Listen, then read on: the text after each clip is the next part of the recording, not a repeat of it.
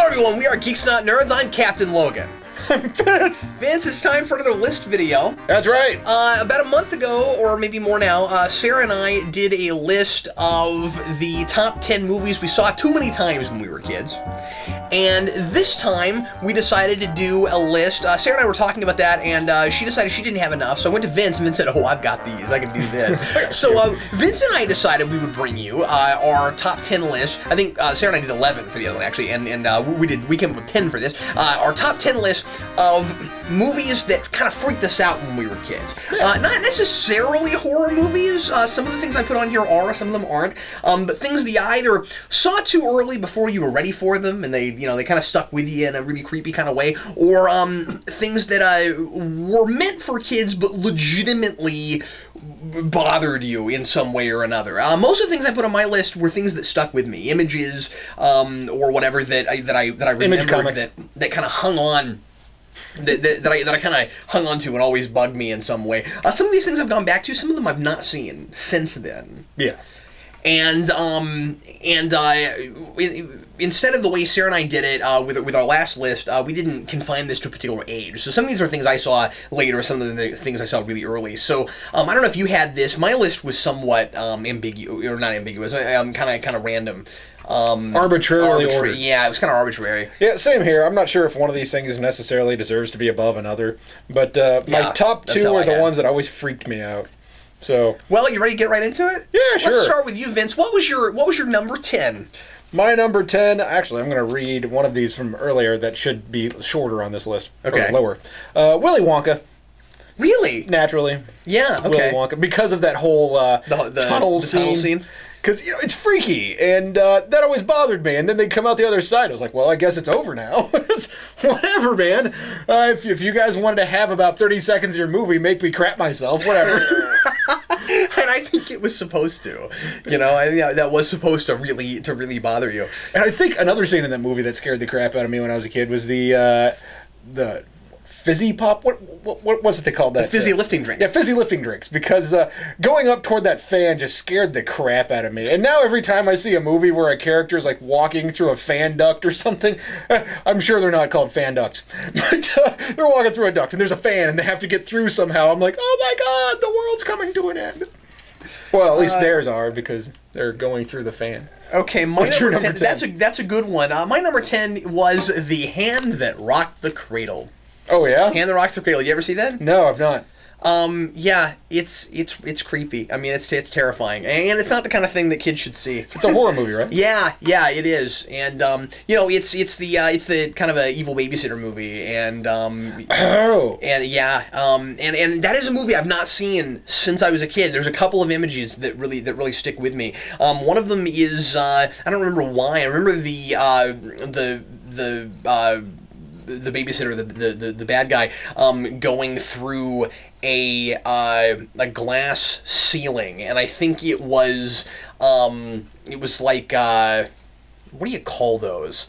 Like a nursery.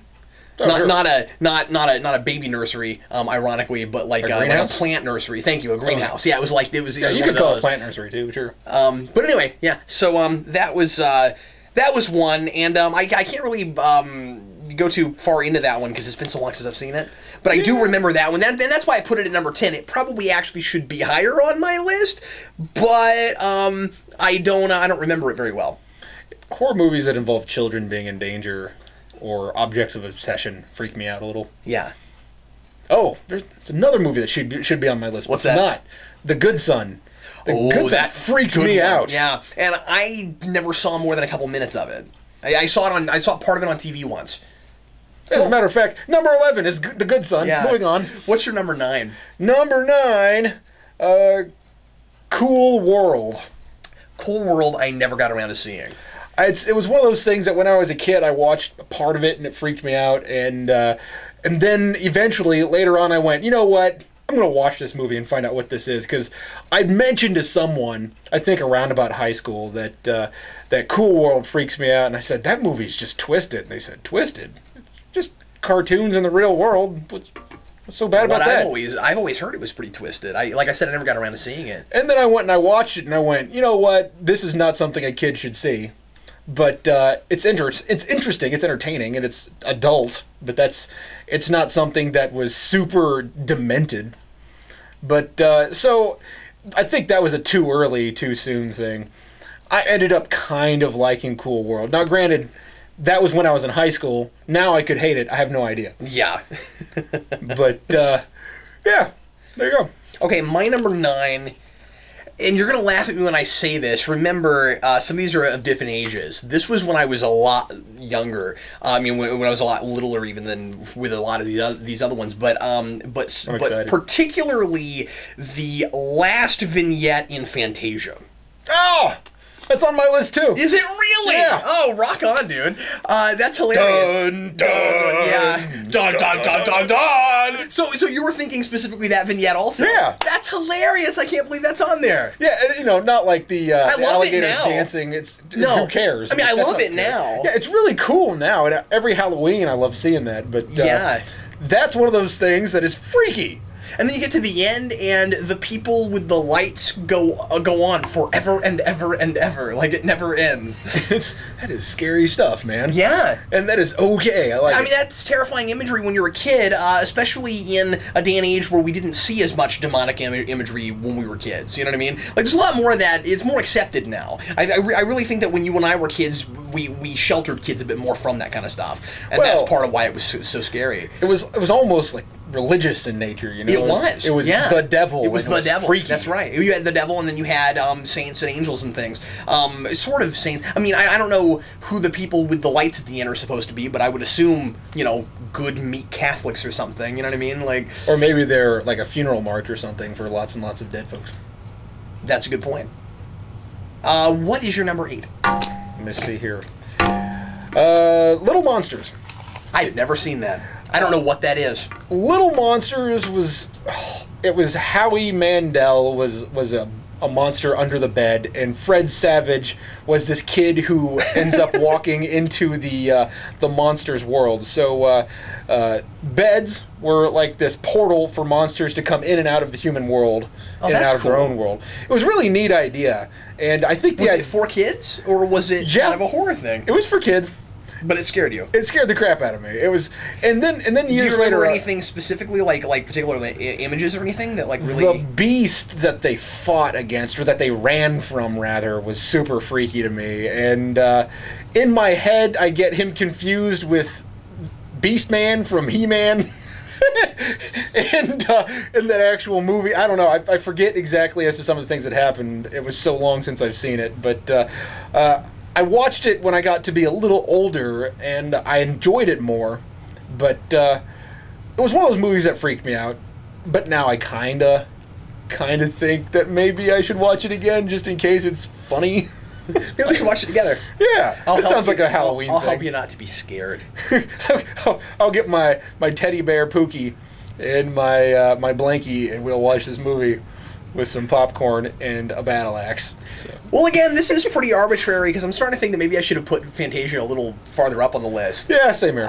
Just because it was, I think that it was more fundamentally important than some of these other things. You know what I mean? Like images that really burn in your mind and stick with you. My number 8 is Poltergeist, which I saw earlier than, again, I probably ought to have, and it really bugged me. Although, now that I'm thinking about it, I think the second Poltergeist actually bugged me more, because it's the one. It's not as good.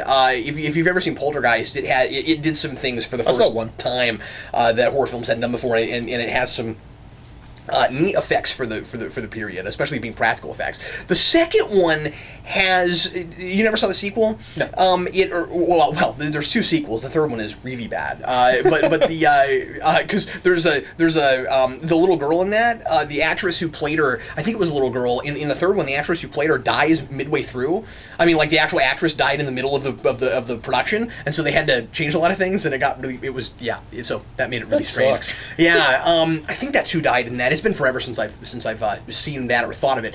But anyway, with the second one, you had the braces there's a kid that has braces, and they pop out, and then they become like a chain, and they go around his head, and they wrap him up completely. It's terrifying. That does sound scary. Yeah, that's another one of those. I think a running theme with some of mine, and I think probably with yours too, especially the last one you mentioned, is children in danger and like your nightmares coming to life. You know what I mean? The things that you as a kid might have already been afraid of, and then you see them in a movie, and you're like, oh my god, somebody else thought of it too.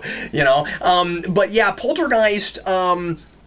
Just the whole notion of... Well, actually, it's funny, because I was going to say just the whole premise of it was scary, but actually the premise was interesting to me. What was scarier were things that weren't supposed to be, necessarily. Like the little old lady with the high-pitched voice is supposed to be one of the good guys, but she's freaking terrifying. Yeah. Right? She's like, don't go into the light! I'm like, stop it! You know, that one freaks me out. Yeah, she's absolutely terrifying. It's just, she's diminutive, but intimidating, and...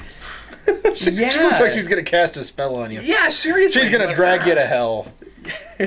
I probably said this joke before, but this is my favorite thing to say when talking about Poltergeist. There was a Simpsons Halloween episode where they made fun of Poltergeist in the late '80s, early '90s. I forget which Treehouse of Horror it was, but there was one where Homer is going through Poltergeist, and you hear his voice reverberating throughout the house, and he says, "Help! Help! I'm somewhere where I don't know where I am."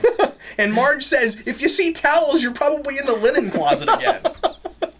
That's great. Forgive me if I've told that before, but it's funny. Oh, I like it. What's your 7? All right. See here.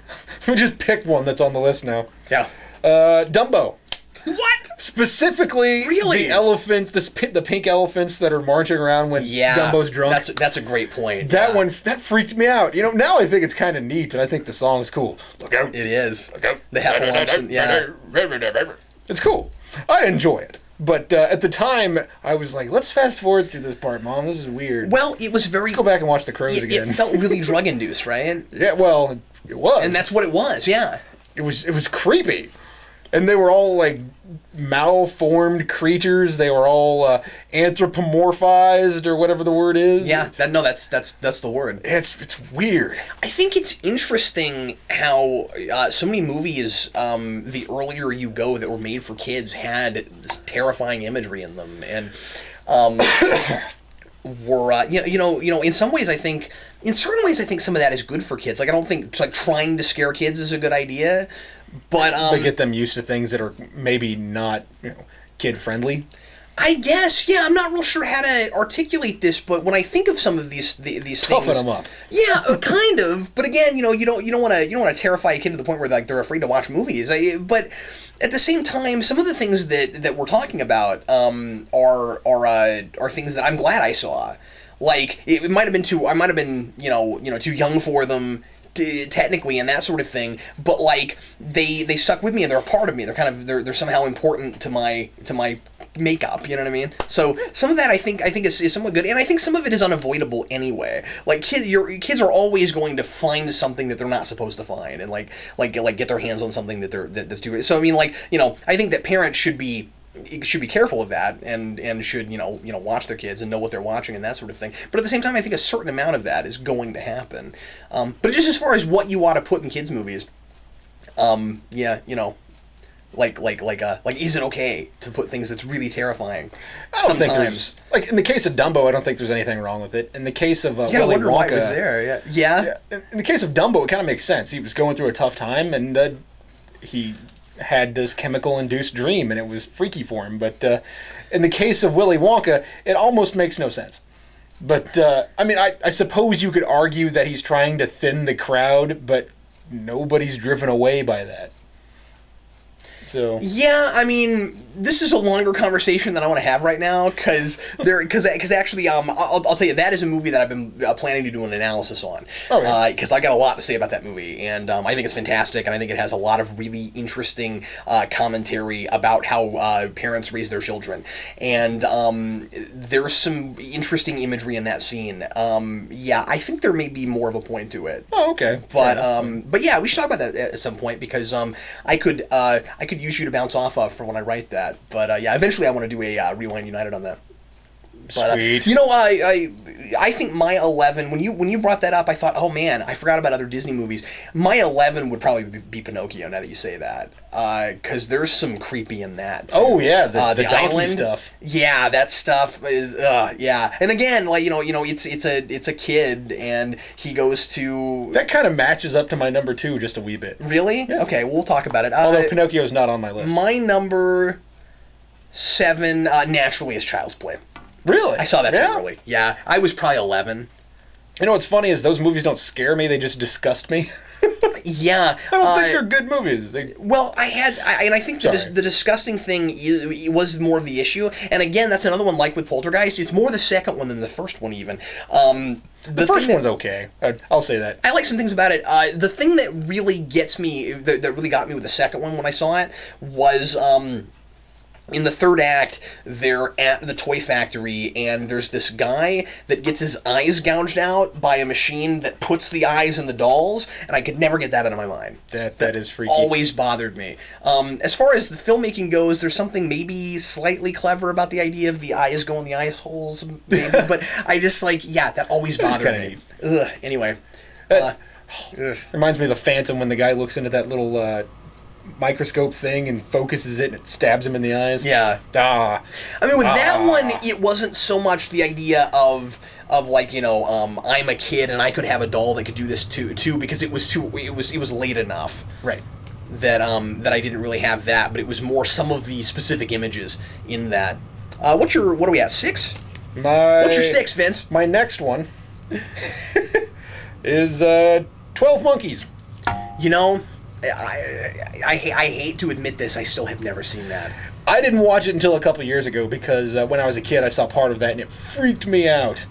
And I've heard it's very compelling science fiction, but I've never gotten around to it. And also a part of it I saw part of 7, and because Brad Pitt's in both of those, I kind of got those mixed in my head. Oh, okay. And at some point, I watched this movie, 12 Monkeys, and I went, that was genius! This was great! Yeah.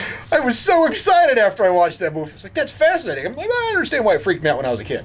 And I'm not saying that there's things in there that are just inherently terrifying, but the tone is really warped, and this character gets progressively crazier over this movie, and it's interesting. And no wonder it scared the crap out of me. So there's not a lot else I really have to say about this, unless I just want to watch the movie and talk about it. Yeah. Well, maybe that's another one we should watch together, because I've always meant to see it. It's a good one. I enjoy it. Number 6. This is one that remains a movie I like, and that's Misery. Oh, God, yes. Yeah. Granted, that one just freaks me out. It's not something I saw when I was a kid. But it's also good. But it is a good movie. But it's great. But it's terrifying. I saw it when I was 12. And we're both thinking about the same scene, I'm thinking. Oh, yeah. Oh, God. Yeah. We're talking about the sledgehammer and the legs, yeah? Yeah. That's the one everybody remembers. Anytime anybody ever shows a clip of that, like if that shows up on a clip show or something, that's always the clip.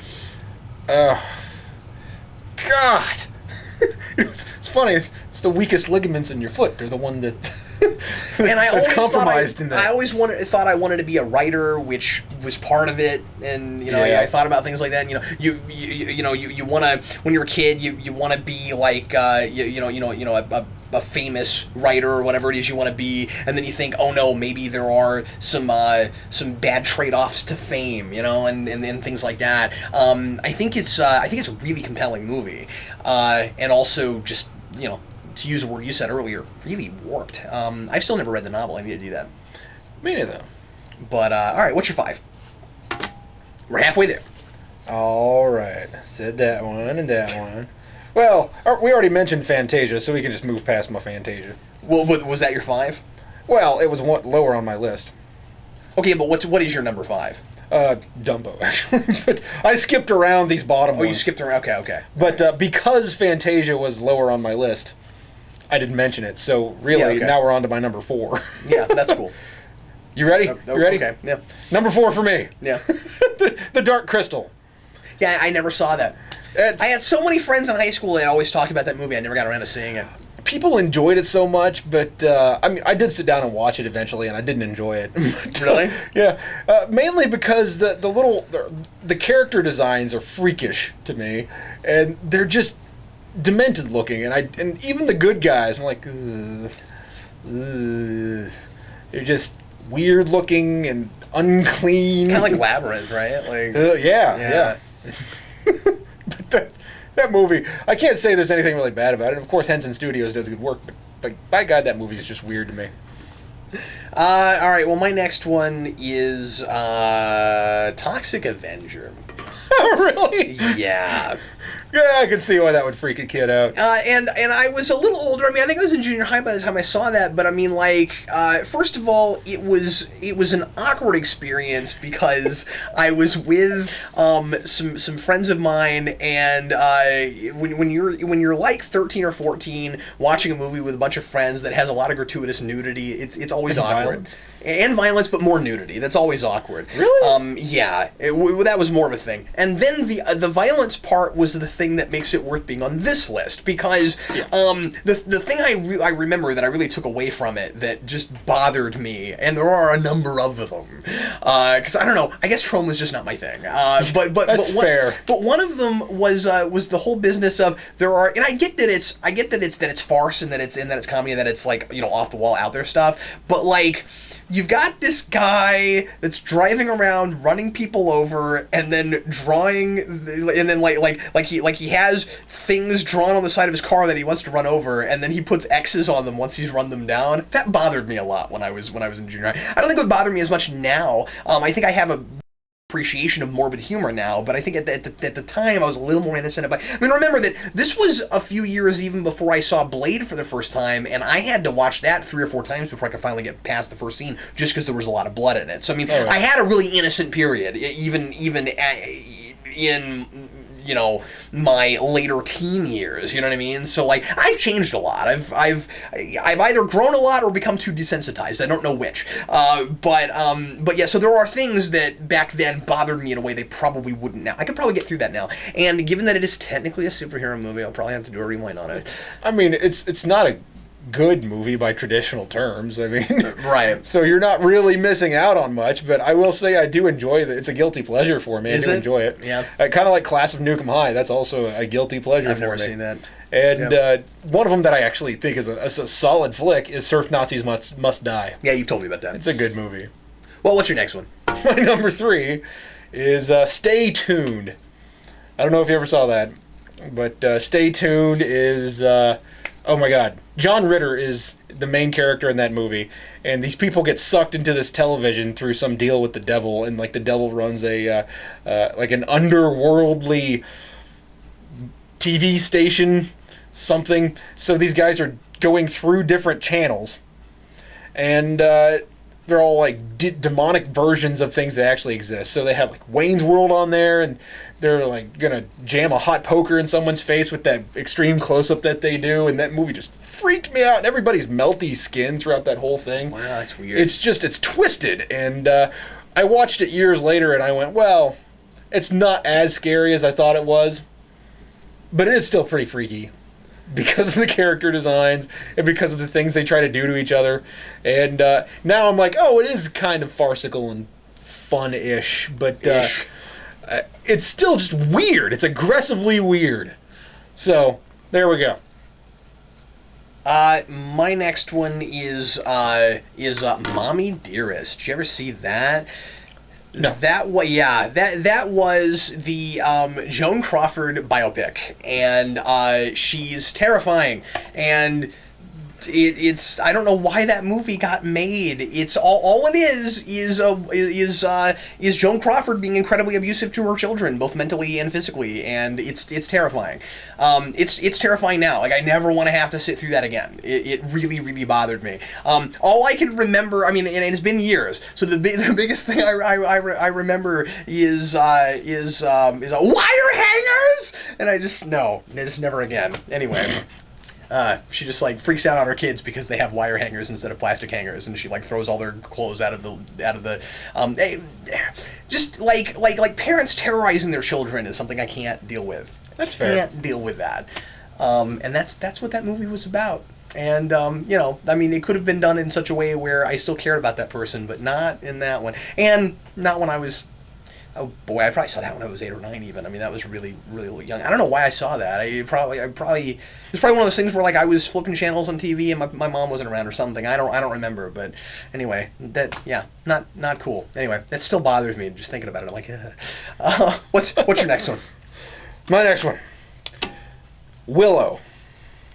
Never saw that. Really? Yeah. Willow freaked me out, and everybody who has seen Willow, they always look at me and go, "Really? It freaked you out? Why would that movie freak you out?"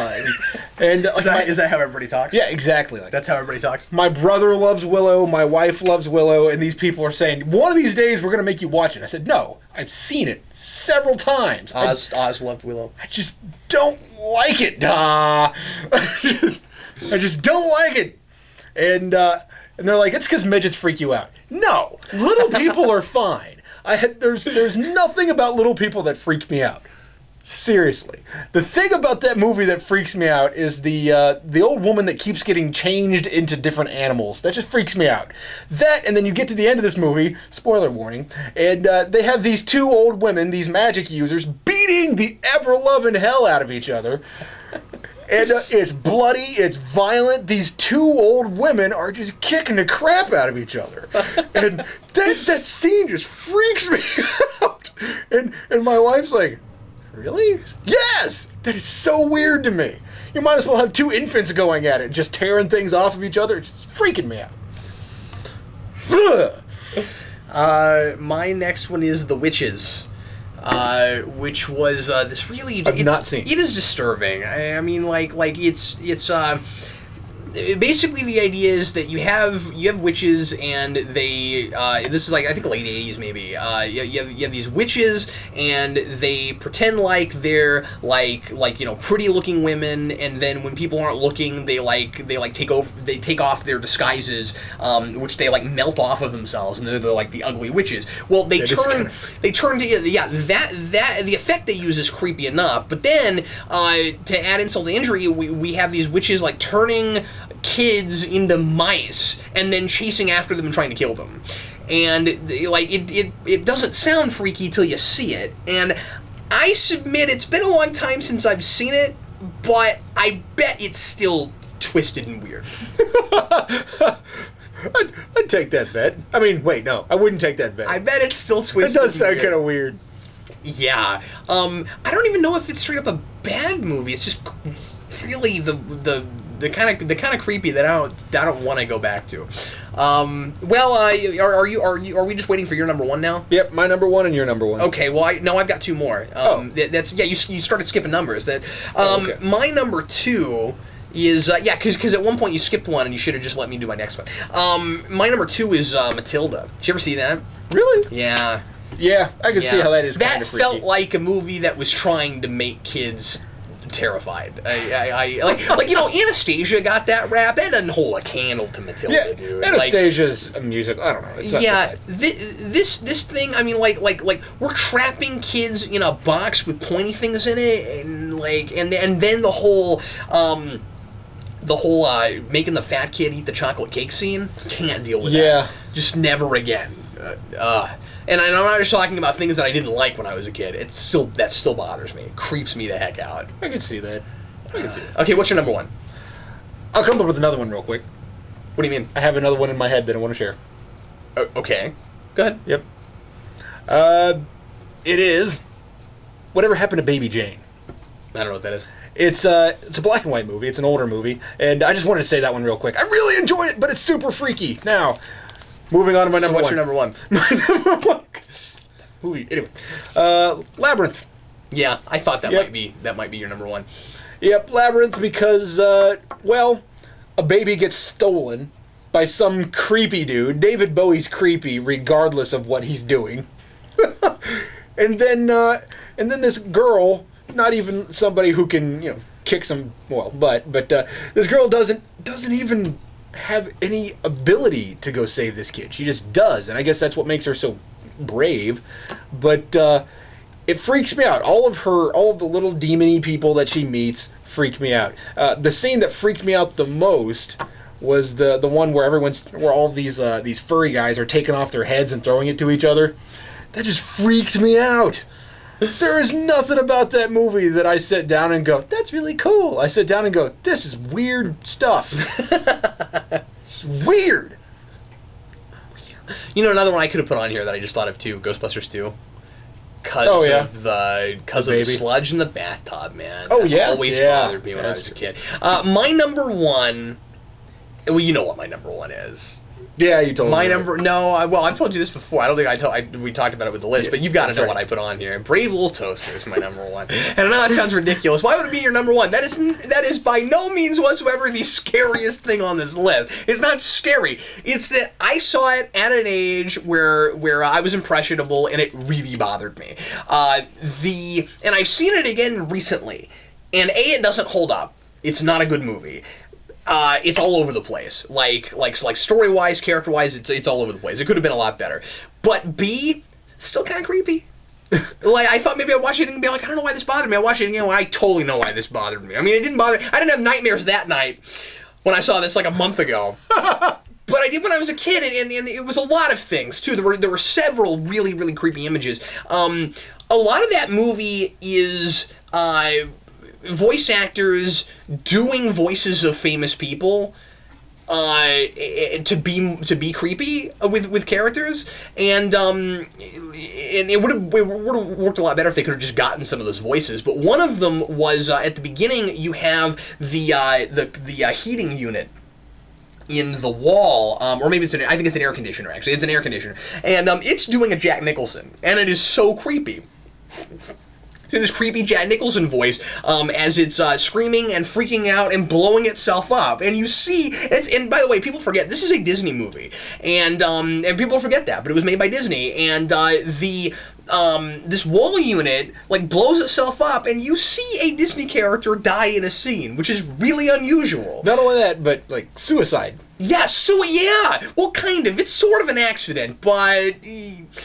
You're right. It looks like a suicide. Now, spoiler alert: when you get to the end of that movie, they do fix it finally, but still, like, and then there's the whole dream sequence with the clown, which is creepy because clowns are always creepy, and with the forks coming down from the sky to kill the brave little toaster, and then the toaster is in a bathtub, and there's like, it's sort of funny now.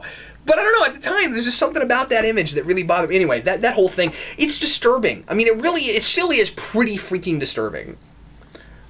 You reminded me of another one that freaks me out. Yeah, what is that? Killer Clowns from Outer Space. I never saw that. That one freaked me out when I was a kid. Now it's just kind of weird. And the clowns are scary, sure, if you were to just see them. Like, if I were to meet one, that would freak me out. I'd be like, oh my god, he's gonna kill me. But in the context of the movie, not so much. Yeah, not so much anymore. I'm like, well, this is just weird. But, I mean, I guess you can kind of put some of these movies, like, aggressively weird movies freaked me out when I was a kid. Had I seen Rocky Horror Picture Show when I was a kid. I like that term, aggressively weird. I think you're right, and I think that is a trend that a lot of ours, of the things we put on our lists have. I think the patterns are aggressively weird and kids in danger. Yeah, and animal transmogrification, or whatever the word is. And, you know, animal cruelty can be a thing, too, that bugs you a lot when you're a kid. I mean, bugs you now, too, but really when you're a kid. And I couldn't think of any good examples of that, but that's a thing that was always a thing. I was in a class that was violence in American cinema. Right. And we were watching American Psycho, and when they get to the scene where he kills the homeless man, nobody flinched when he killed the homeless man. But then he stomps... you told me this, yeah.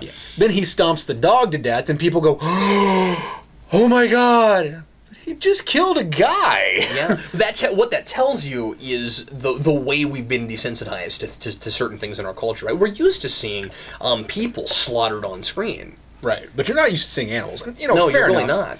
I understand that it's kind of like what you're used to seeing. It's like, people find male nudity shocking, but they don't find female nudity shocking because they've seen it so much more on TV or in movies. You know, one thing I almost put on this list was Total Recall. Yeah, that scene on Mars. That bugged me a bit when I was a kid. Me too. Well, Vince, let's go ahead and go on to rants. That was fun. I enjoyed it. Thanks for that. Yeah, and we kept thinking of more while we went. Let's go have nightmares tonight. Yeah, let's do that. Just sitting here talking about this, some of this stuff came back to me, and I was like, oh, yeah. Vince, what is your rant this week? My rant is when people say, I know, when what they really mean is I understand. Like, for example, I was talking to this girl the other day. Very sweet. Well, it's true. I told him this earlier, so he does know. Yeah, I used that in the proper context, David. I was talking to this girl. She's very sweet. She seems very bright. And I like her. I get a kick out of her. But I was saying, we're in reference to my wife, I said, you know, I've never really been much for dumb chicks. And I said, that's why I like my wife. And or I said, you know, I like my wife because I've never been much for dumb chicks. I can't handle dumb chicks. And she said, I know. And I said, do you? Have you met the girls I've dated before? You know that much about me, huh? And she says, no, I mean, I understand. I'm like, well, why don't you say I understand? Because that actually means what you meant. So there's nothing wrong. I mean, people say that fairly frequently. They'll say, I know. And no, you don't know. You understand because I said it to you. Or you agree. Like, no, you don't know. Do you think you and I are always, because both of our rants end up being about language, and do you think you and I are so on about preciseness in language just because of the degrees we had, or would we be that way anyway? Because I think I was that way before I went to school for English. Here. You know, here's the deal. That's part of why though, is that we're kind of language minded. I don't find it to be like me getting on my high horse to talk about language because I have an English degree, and I realize that's not what you're saying. No, it's not. I'm just adding asking something to this. Yeah, I feel like it was this way before. I'm just tacking this on because there are improper ways to speak, which are kind of determined by your vernacular. Fine, I understand that. Not everyone can have perfect grammar all the time. Why? Because no one can have perfect grammar all the time. I don't. Captain Logan doesn't. And English, no, certainly not. And keep in mind that English is a fairly complex language. Yeah, things change around all the time. And part of the deal is, one of the reasons I like... the rules aren't consistent. Exactly. One of the things I like about dialogue so much when you're writing anything with dialogue is that you can get into a character's head, and how a character speaks is indicative of who they are, what they know, and... It's kind of a regional thing.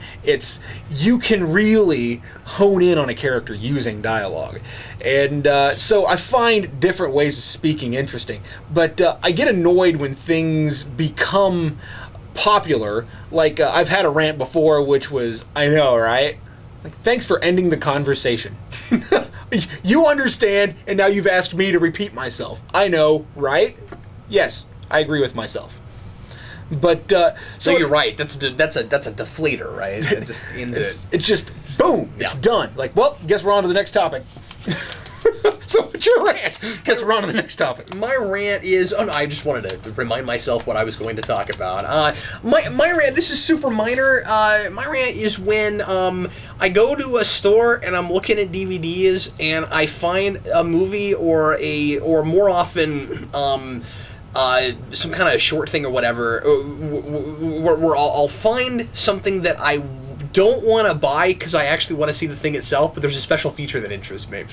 I have this more often than not, being who I am, the kinds of things that I'm into, with motion comics. I don't like watching motion comics most of the time, but some of the time they'll put out a DVD of a motion comic, and they'll put a really interesting feature on it that I want to see, but I don't want to have to spend $10 to buy the motion comic, because I'm probably never going to watch it. I found this yesterday with, they put out a motion comic of Wolverine Origin, which I didn't know existed, and there is a documentary about the making of the graphic novel. Well, I want to see that. But I don't know if I want to buy the motion comic to watch that. I didn't know the motion comic existed either. Yeah, and I'm just not super into motion comics. Sometimes they're okay, but it's just not my bag. I'd rather read a comic book. Yeah, and of course Wolverine Origin is great. Yeah. It's one of my favorite. Yeah, it's one of my favorite comics. So I kind of want to see that. Now I don't know how long the documentary is, or how extensive it is. You buy it. It's 3 minutes. It's 3 minutes. Yeah, because for instance, probably find it on YouTube or something. Maybe, and I haven't looked. No, you're right.